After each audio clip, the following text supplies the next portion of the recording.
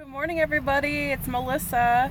Happy Tuesday. So I'm on my way to work, but I wanted to make my video real quick. And today's video is about kind of managing conflict, whether it's with a partner, a spouse, a friend, whatever it may be. There are 3 F's involved when people deal with conflict.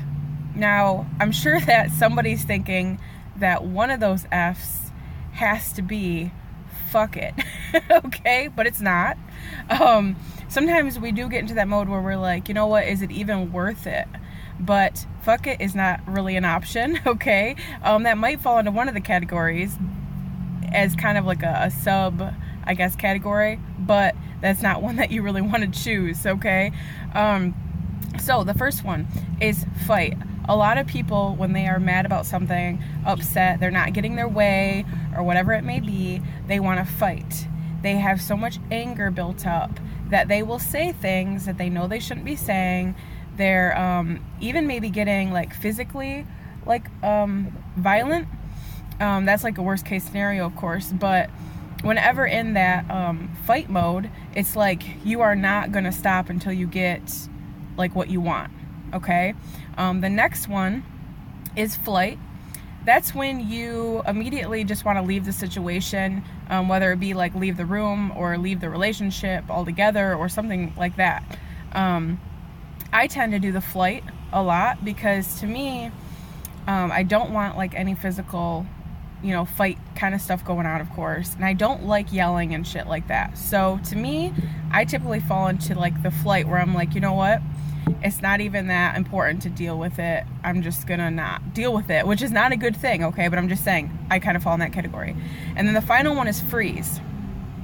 So freeze means you're just gonna put a hold on what you're talking about or whatever the issue is, and you're gonna it kind of falls close to the flight category. You're gonna, kind of go away from the situation for a minute, but it means you're gonna come back to it. Okay, flight usually means you don't really ever handle it, or it's a long time, you wait weeks and then you talk about it again, and then it's you never really get a resolution. But with freeze, you take some time, get your thoughts together, and then you sit down and have a reasonable conversation. Now, no matter what scenario, you have to come to a very calm place. So usually it is best if you're really that hyped up about it, especially if you're in the fight zone where you're I'm so mad, I'm just infuriated.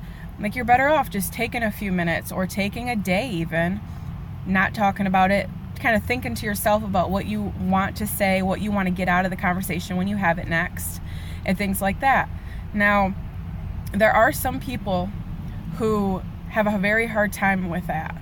They cannot just go leave it and then come back to it. They feel you're bringing up negative stuff again, or you're bringing up something that doesn't need to be brought up again. But to me, any conflict that you have or anything that's really bothering you, you need to resolve it.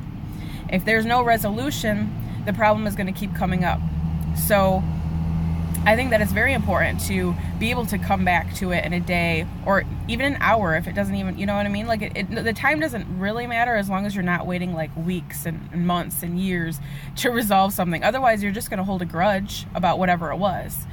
But this also brings up a valid point of sometimes you need to let the little stuff go. So if it's something that you were just mad because maybe your boyfriend didn't do the dishes, let that shit go. You know what I mean? Yes, have that conversation. If it keeps happening and you're upset because he's a slob, yes, you need to have that conversation. But if he just didn't do one little thing that you wanted, get over it.